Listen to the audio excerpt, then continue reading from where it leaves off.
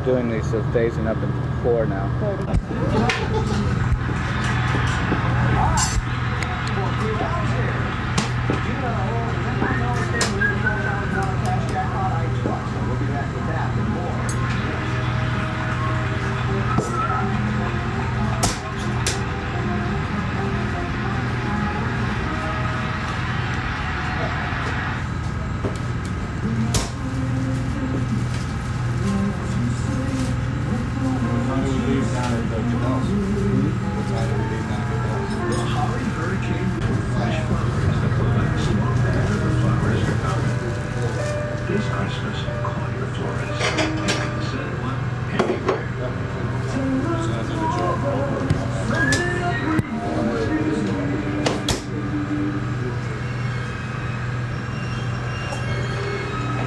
One slice of meat. Huh?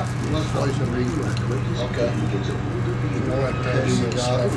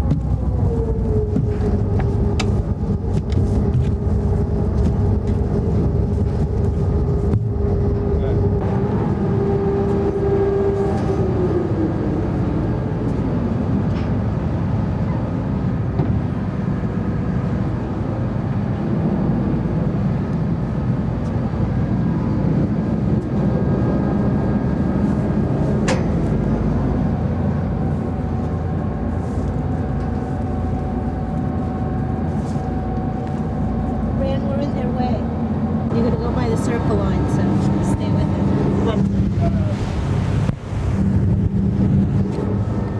Like, you know, the captain, docking master's up there. Okay.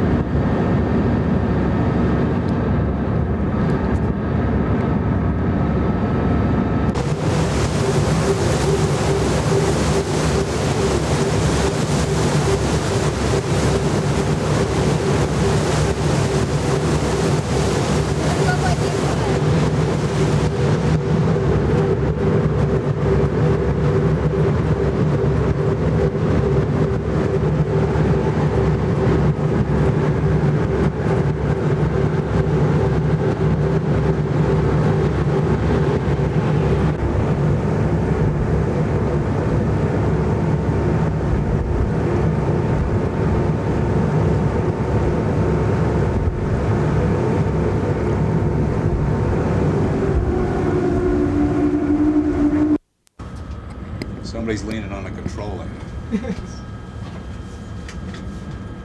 Sorry about that. That's okay. That's one. It's okay.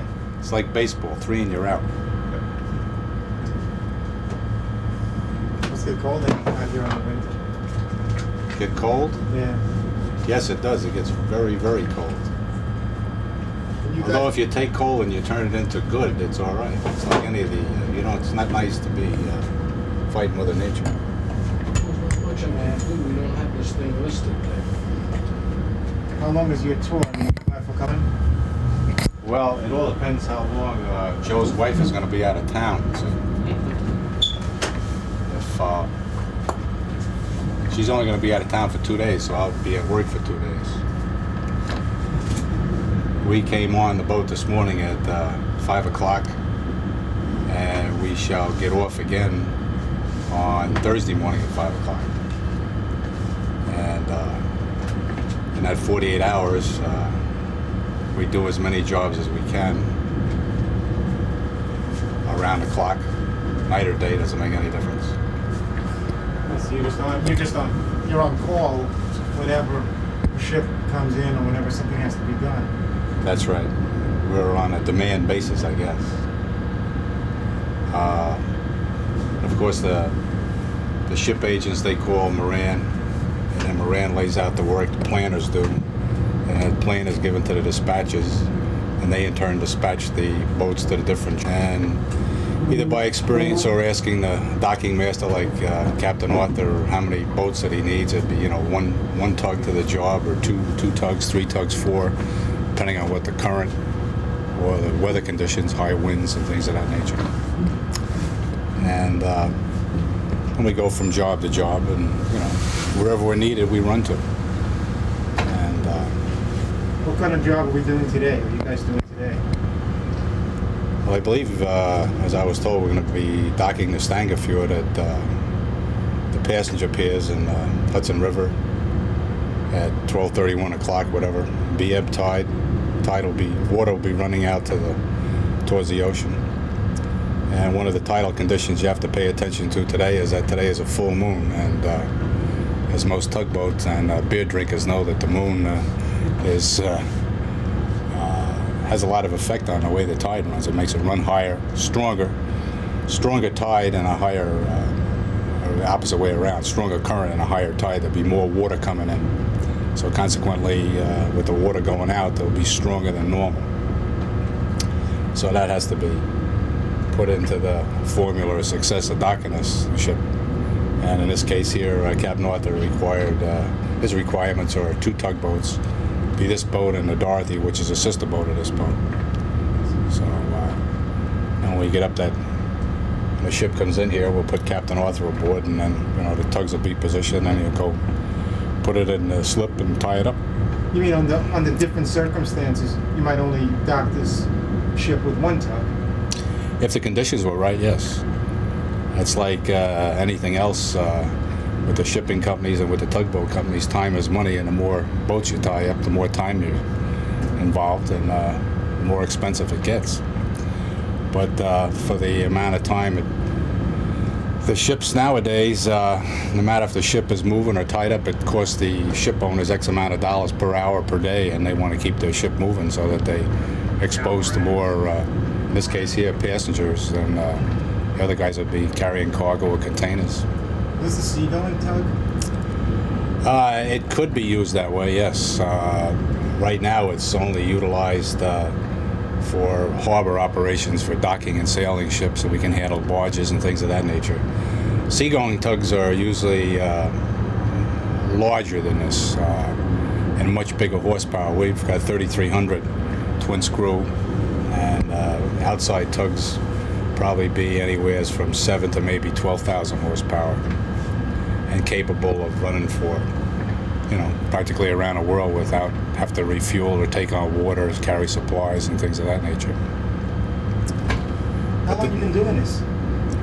I'll be with the company, I believe it'll be 24 years in April.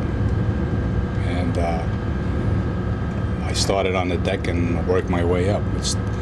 In this industry here, that's probably the only way you can really learn it, is to learn it down on the deck, where the basics of the whole operation are taught.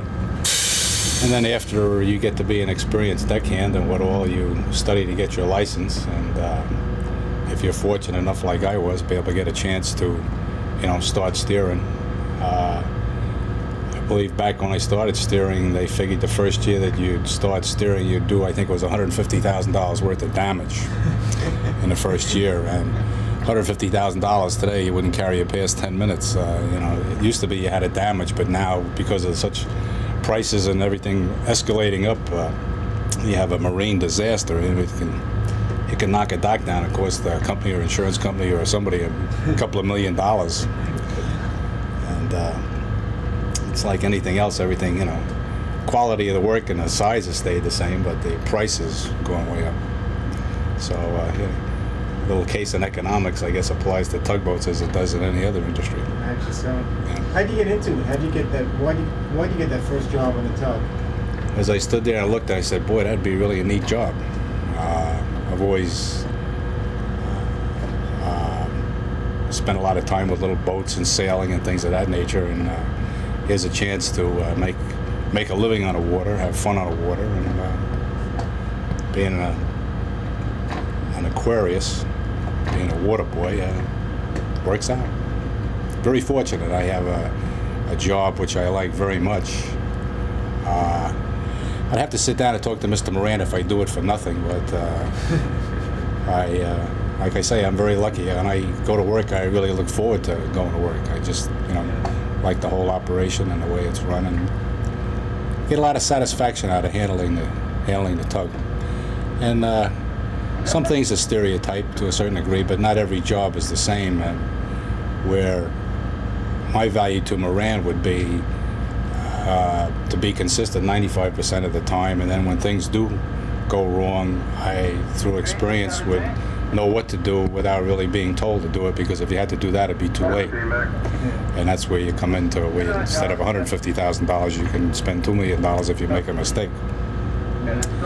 And it's a team operation, this ship work, where if Captain Arthur's up on a ship, I'm down on the tug, and the deckhand's down on the deck. And he's limited to do the speed of the job as fast as the deckhand can work. That's as fast as I can work, and then he has to work as fast as I can do it. So it's a real, he knows my capabilities, he knows what the tug can do, and I trust him, and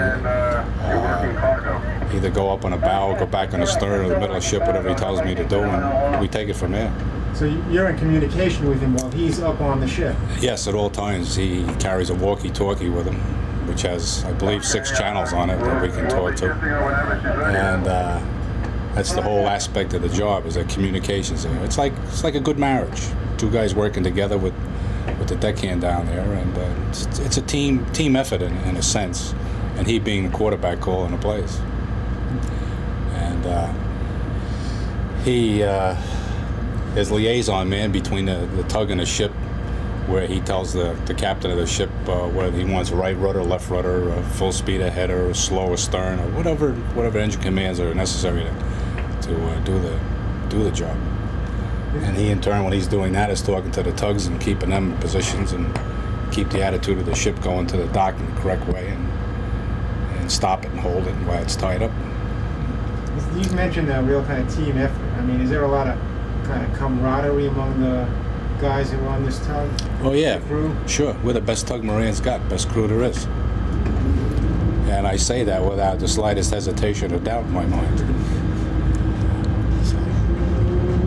Is the food as good on the tug as they say? There's always these stories about how you guys eat really well. You have a cook on board, right?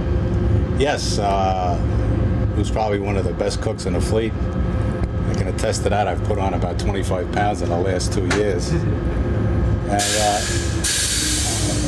And lots of the things that Peter puts together are not really a gourmet effort, but it's certainly wholesome food. And when Peter decides to be artistic and so forth at the holidays or somebody's birthday, you'd think you had Oscar of the Waldorf operating in a galley there.